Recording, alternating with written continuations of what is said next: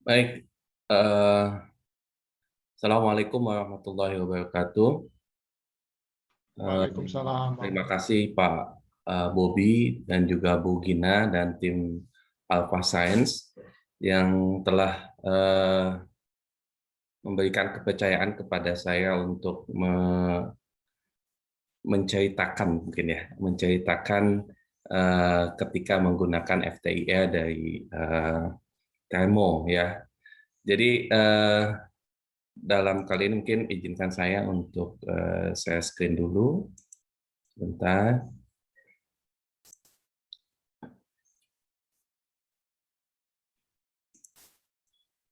Saya cek dulu apakah sudah terlihat. Sudah, Pak. Ya, Baik, tapi memang agak agak blur nih ini. gimana? Masih terlihat atau? Sudah terlihat, cuman agak blur tulisannya kalau di saya. Tapi mungkin Mbak Gina mungkin bisa konfirmasi, Mbak. Gimana, Mbak? Agak blur sih, Agak Mas. blur ya. Cuma masih bisa Agak buram ya. tulisannya, tapi masih terlihat. Masih Nah, ini terlihat ya? sudah lebih jelas. Tapi ini sudah lebih jelas. Oke, ini udah lebih jelas. Tadi yang Baik, tadi lebih jelas, yang sebelumnya. baik. Terima kasih Pak Bobi dan Bu Gina. Jadi mungkin sebelumnya saya memperkenalkan diri yang memang sudah diperkenalkan tadi. Terima kasih ke Pak Bobi. Saya Sahlan, saat ini bekerja di Departemen Teknik Kimia, Fakultas Teknik Universitas Indonesia.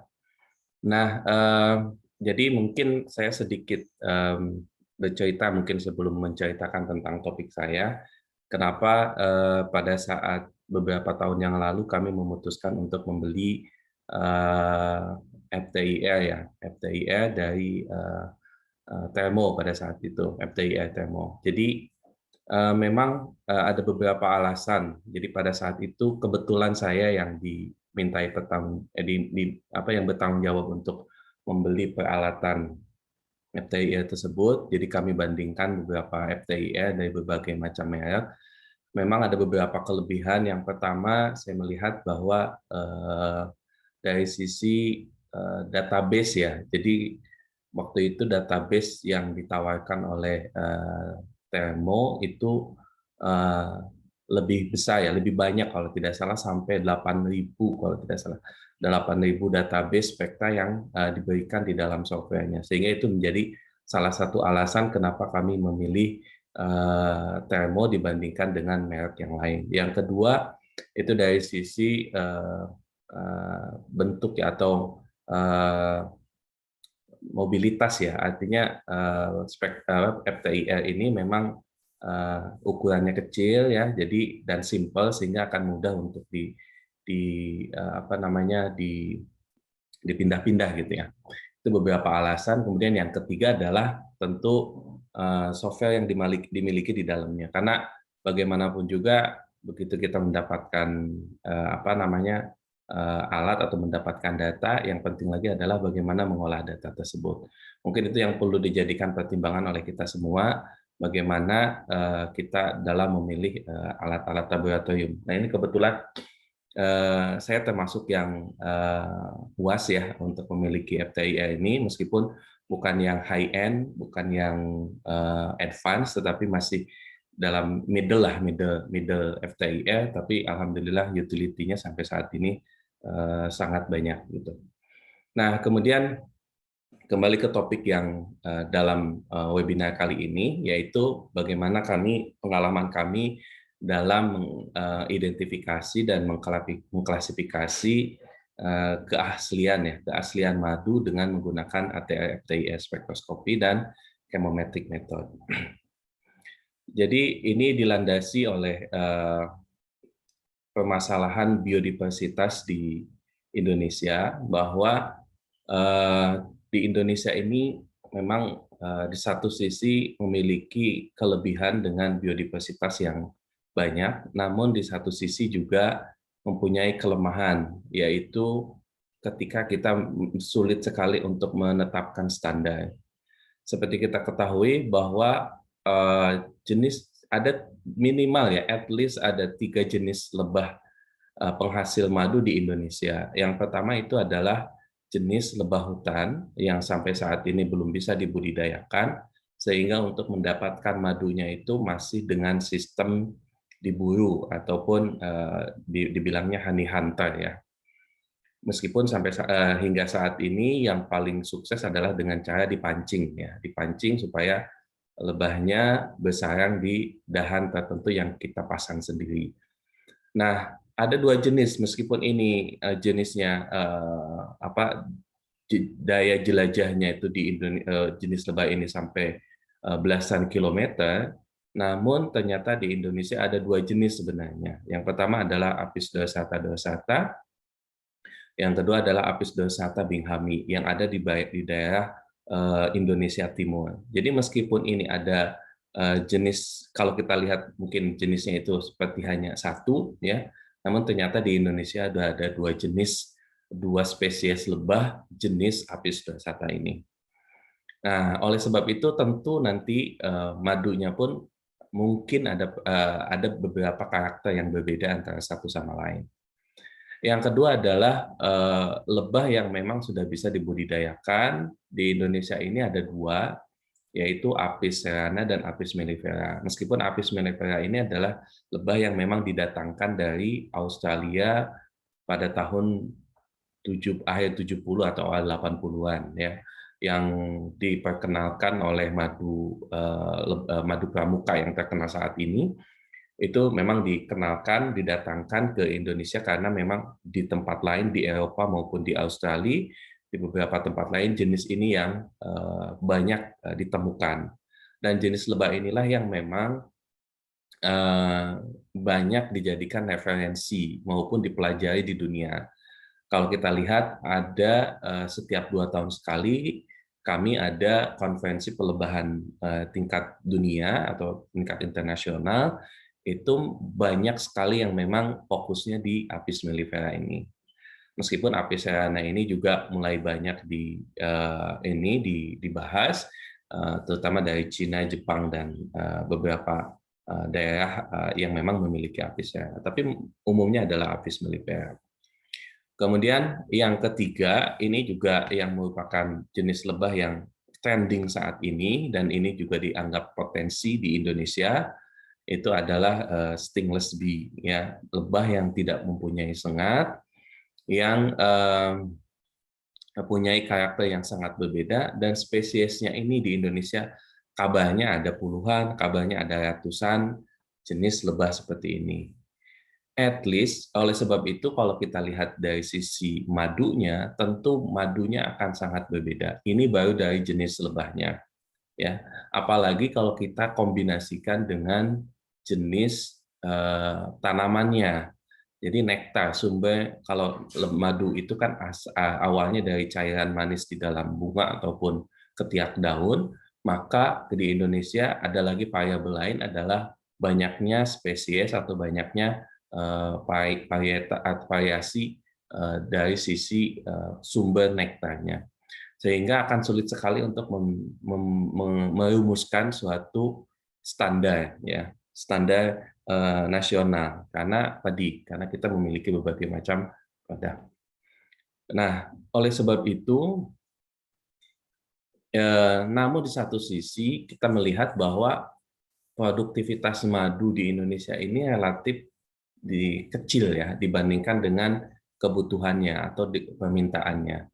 Ya, kalau kita lihat di Indonesia ini, at least misalkan dibilang katanya sekitar hanya kalau dirata-ratakan penduduk Indonesia itu dalam 1 tahun itu hanya 1 atau 2 sendok saja kalau kita bagi rata ya per tahun. Jadi masih sedikit ya.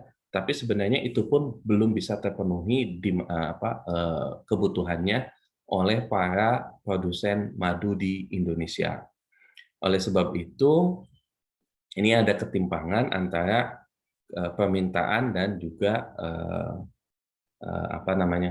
oleh sebab itu produksi. Oleh sebab itu banyak sekali saat ini kita temukan itu dari tahun 80-an hingga sekarang, mungkin puncaknya sekarang ketika pandemik, itu banyak sekali pemalsuan madu.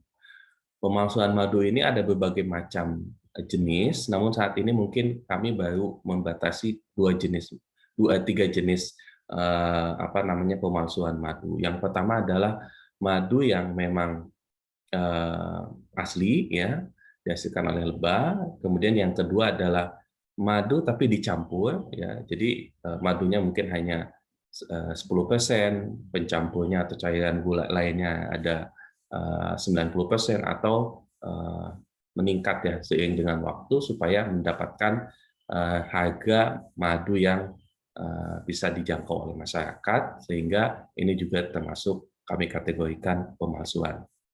Yang ketiga adalah jenis yang memang dipalsukan. Ya, memang dipalsukan, artinya dia mencampurkan cairan-cairan cairan manis ataupun enzim dimasukkan di situ supaya nanti memang ketika dicek di laboratorium dari sisi parameter-parameter yang ada di standar itu bisa masuk. Tetapi sebenarnya itu hanya campuran ada di dalam yang dilakukan oleh manusia. Nah, memang saat ini timbul lagi jenis lain, bagaimana bahwa madu ini adalah madu yang jenis yang keempat adalah di mana si lebahnya dikasih makan, ya, dengan istilahnya dicekokin gula cair, ya, gula cair ataupun apapun yang memang tidak dari alam langsung, sehingga si lebahnya memproduksi madu dengan cepat dan banyak, gitu ya. Tapi sebenarnya dia bukan dari tanaman, bukan dari ketiak daun, bukan dari bunga. Nah, jenis yang ketiga ini memang agak susah untuk mendeteksinya. Nah, oleh sebab itu ini adalah beberapa jenis pemalsuan. Nah, ini sebenarnya kami sudah beberapa kali didatangi oleh pihak kepolisian ataupun stasiun televisi untuk memberikan bagaimana untuk mendeteksi madu ini, gitu ya. Jadi tahun 2015-an kalau tidak salah kami kedatangan dari salah satu stasiun televisi untuk memberikan sepertinya bagaimana untuk mendeteksi keaslian madu. Nah, pada saat itu kami memang menggunakan beberapa peralatan, salah satunya misalkan kita menggunakan GC pada saat itu untuk melihat, karena madu itu mengandung beberapa enzim yang secara natural dia akan menghasilkan gas oksigen. Maka salah satu pengujiannya kan ada juga yang dibakar, ya, dia akan menghasilkan oksigen.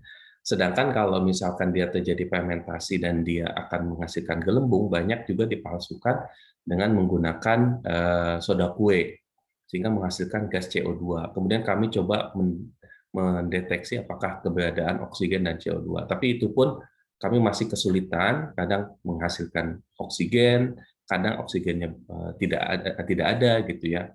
Kadang ada CO2 karena mungkin juga ada kapang, ya, atau yeast yang masuk ke dalam yang memang ada di dalam madu tersebut yang memang terjadi proses fermentasi. Nah, ini yang kami memang pada saat itu trial and error, ya.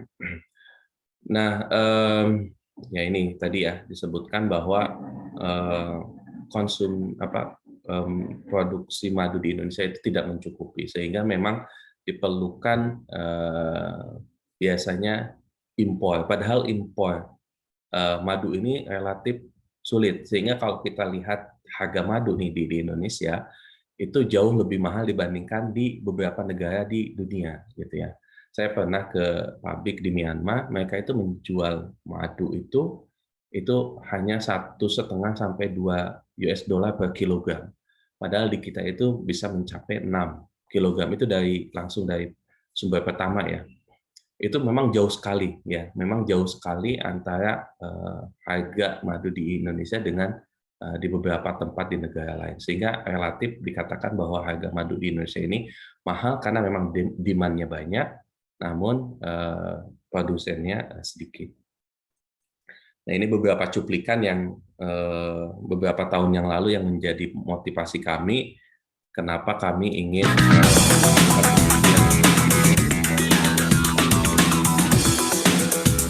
jadi akhirnya kami datang ke kami coba analisis. Pada saat itu sudah betul ada CO2, ada oksigen, gitu. Tapi memang itu juga kesulitan. Nah, dan ini ternyata sudah dilakukan di pemalsuan itu sejak 1980 ya. Dan mereka nanti akan Awal Juni lalu, aparat polisi berhasil membongkar pabrik pembuatan madu palsu di Kampung Pulo Jatinegara, Jakarta Timur.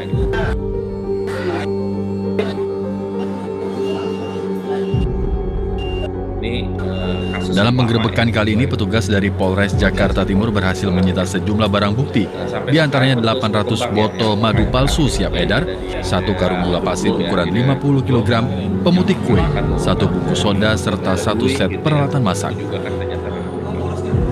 Dan beberapa alat-alat yang digunakan kami juga mendapatkan ide-ide untuk membuat. Polisi juga menangkap 2 pelaku pembuat madu palsu. Dari wartawan ya, dari kepolisian dan dari wartawan. Bahkan siang ini juga saya kemarin diminta untuk. Menurut keterangan Kapolres Jakarta Timur, Kombes Pol Umar Faruk, madu palsu ini sudah diproduksi sejak tahun 1980-an. Itu artinya sudah 30 tahun lebih pabrik rumahan madu palsu ini beroperasi. Dari data Badan Pengawas Obat dan Makanan (BPOM) tahun 2014 mencatat, dari 151 sampel madu, 62 sampel atau 41% madu tidak memenuhi standar kelayakan madu asli.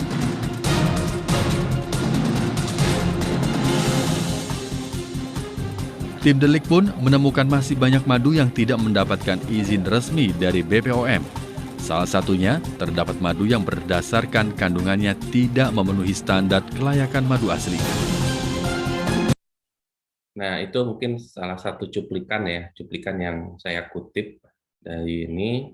Kemudian juga dengan liarnya bagaimana masyarakat itu menentukan keaslian madu ya. Ada yang mengatakan dengan menggunakan solubility test ya, pokoknya kalau dia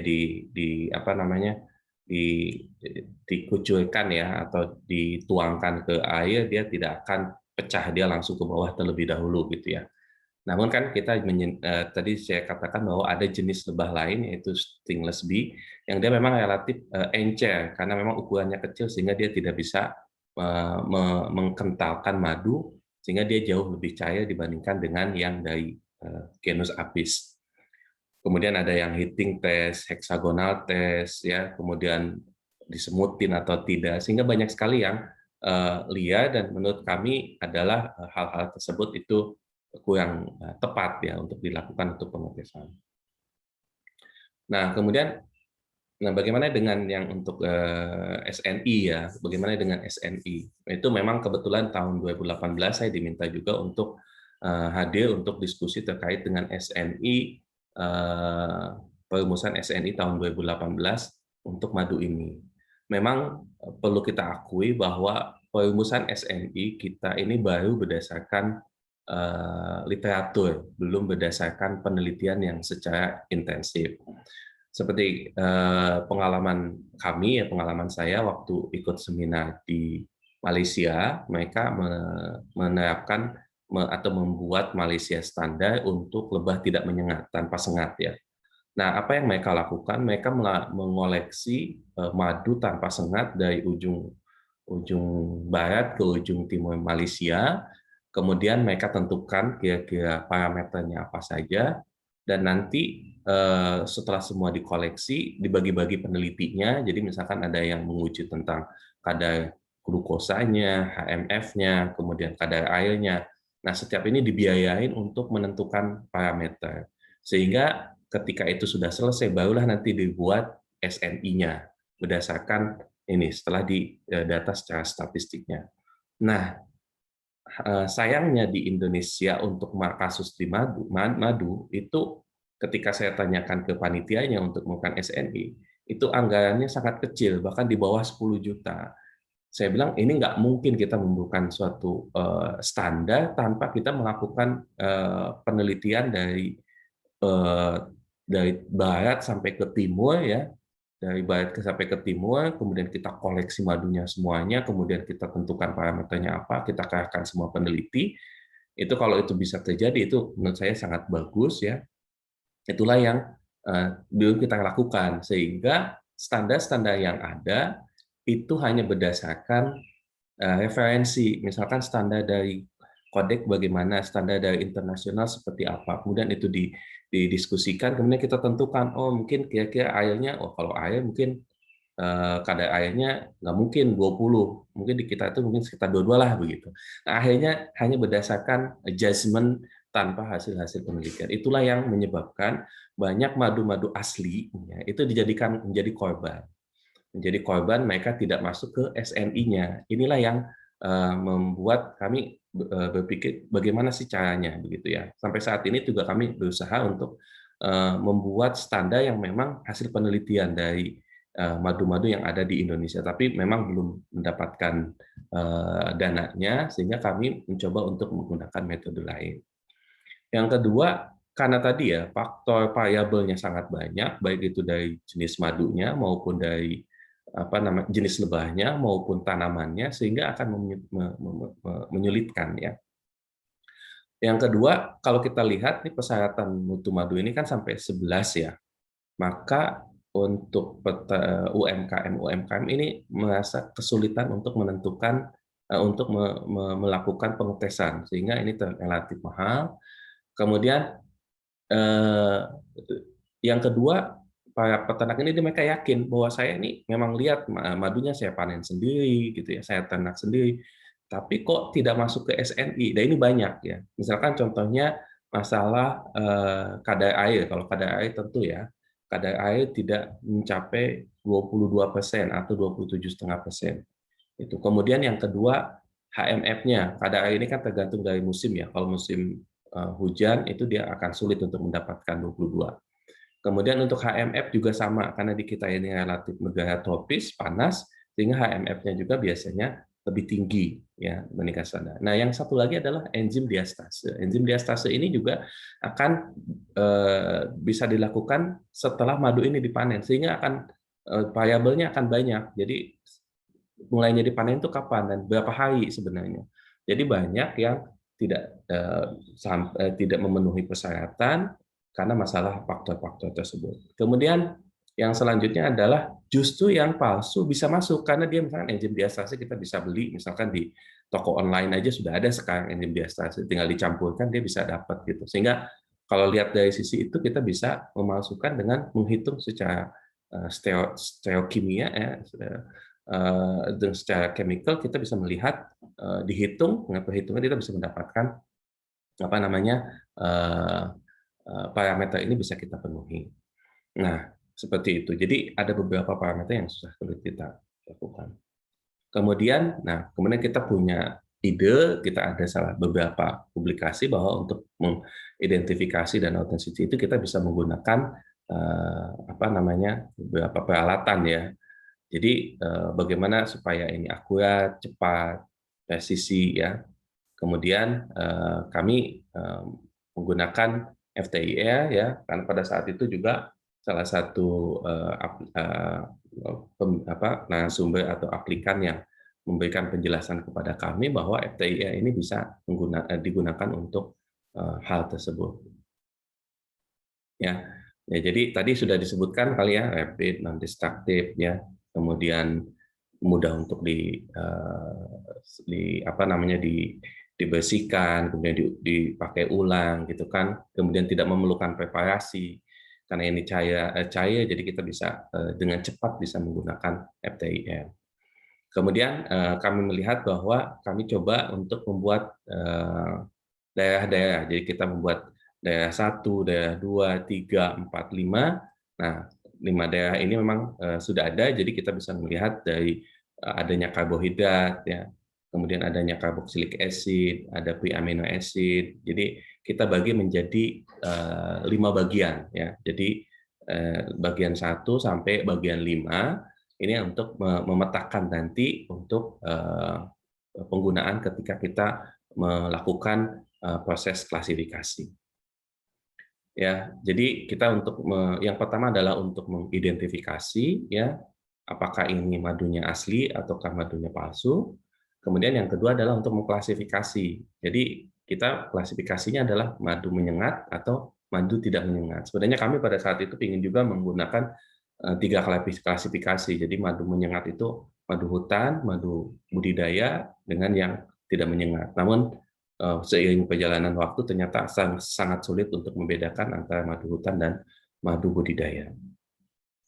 Ya, jadi ini adalah pertama kalinya kita collecting sampel, kita juga collect yang memang palsu, dan juga kita membuat juga. Jadi berdasarkan referensi itu kita udah bisa. mau nggak dilanjut makan kan nggak enaknya ada orangnya gitu. Kemudian yang ketiga adalah kita memproses datanya, ya, antara yang madu asli dan madu. Nah, kemudian ini sampelnya kami dapatkan memang dari beberapa tempat saja pada saat itu, karena kami bekerja sama dengan Asosiasi Pelebahan. Jadi kami meminta dari beberapa peternak yang memang sudah kami percaya untuk mengirimkan sampel madunya untuk bekerja sama, dan kami mendapatkan beberapa sampel di situ. Dan kami juga membandingkan dengan madu-madu yang dari Jepang, Mesir, Meksiko, dan juga Maroko. Nah ini, jadi kalau kita lihat di sini kan sepertinya tidak ada perbedaan antara madu asli dengan madu palsu. Jadi kita bisa membuat madu palsu dengan kalau kita lihat dari spektrogramnya itu tidak terlihat perbedaannya. Namun setelah kita melakukan identifikasi dari daerah 1 sampai 5 gitu ya, kita lihat memang ini agak sulit nih. Berarti dari 4.000 sampai 550 ini akan sulit untuk langsung mengecek apakah itu asli dengan palsu. Dengan performance index-nya 88,7. Sehingga kami melakukan, tadi kan kita bagi menjadi 5 daerah, bagaimana kalau 1 saja, bagaimana kalau 2 saja, bagaimana kalau 3 saja, atau bagaimana 1 sampai 5, 2 sampai 5. Kita lakukan beberapa variasi, kemudian kita lihat yang paling baik adalah dengan cara mengklasifikasikan pada daerah 2 sampai 5. Jadi kita ambil hanya 2 sampai 5 saja kita ambil, kemudian kita lihat sebarannya, mana yang asli dan mana yang palsu. Dan ini yang terbaik dengan performance index itu 91,8. Ya. Nah, ini sudah kita lakukan ya. Nah, jadi kita melihat bahwa di daerah 2 sampai 5 lah yang memang bisa kita lihat perbedaannya, bisa mengidentifikasi ya. Kemudian kalau kita lihat di sini dari total sampel dan misklasifikasi, kita sebenarnya bisa di daerah 2 sampai 5 yang paling baik. Kemudian bagaimana untuk klasifikasi? Tadinya mau 2 antara mau 3 ya, antara apis kemudian dengan yang tidak menyengat, di mana apisnya ingin 2, inginnya apis yang budidaya dan apis yang liar, namun ternyata memang sulit. Kemudian kami coba lihat 2 sampai 5 tetap masih ada yang misklasifikasi. Kemudian kita lihat hanya pada daerah 2 saja ya. Kita melihat bahwa ini yang paling bagus. Nah, kalau kita lihat di sini hanya bagian daerah 2 sajalah yang bisa yang paling bagus untuk mengklasifikasi antara yang apis dan yang tidak menyengat, atau yang menyengat dan tidak menyengat. Ya, kemudian kita mencoba ya, kita buatkan software-nya, kita lihat untuk keaslian madu, kita melihat bahwa dengan software tersebut kita bisa melihat apakah ini masuk ke daerah yang asli atau masuk ke daerah yang palsu. Kemudian klasifikasi juga kita bisa lakukan, apakah ini masuknya ke apis ataukah dia masuknya ke yang tidak menyengat. Ya, kalau di sini masih menggunakan kata trigona. Ya.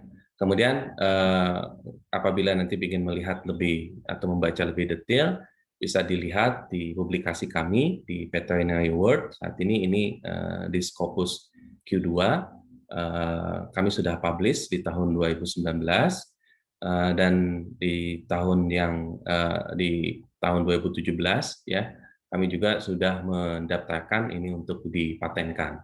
Saat ini masih dalam progres dalam pemeriksaan oleh pemeriksa paten. Dan alhamdulillah hasil publikasi ini memang banyak digunakan atau dijadikan referensi, baik itu untuk madu maupun untuk yang lain, misalkan contohnya untuk kopi untuk susu, produk-produk dari dairies, kemudian untuk olive oil, untuk wine, ini juga ternyata memang banyak digunakan oleh tempat lain. Nah, baik itu contohnya misalkan untuk jurnal food ya, ini impact faktornya juga cukup tinggi, RSC ya, Royal Society of Chemistry Advanced, kemudian juga ada di Molecules. Terima kasih. Demikian mungkin yang bisa saya sharing, yang bisa saya sampaikan. Terima kasih atas perhatiannya. Assalamualaikum warahmatullahi wabarakatuh. Waalaikumsalam warahmatullahi